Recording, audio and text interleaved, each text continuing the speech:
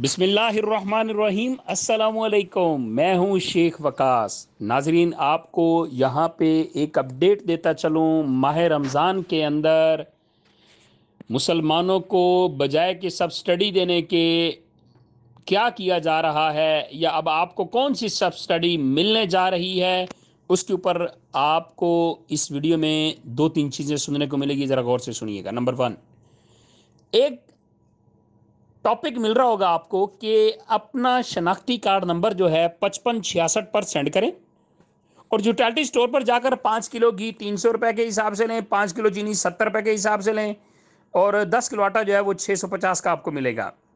ठीक है।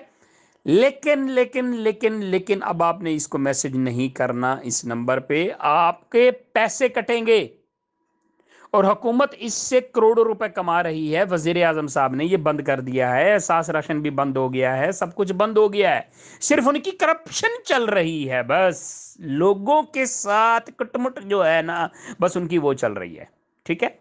आवाम को रिलीफ देने वाले सिस्टम खत्म हो चुके हैं। लिहाजा इस नंबर पर मैसेज करने से बेहतर है आप 80-70 पर मैसेज कर लें, जो रियल चीज मिल रही है।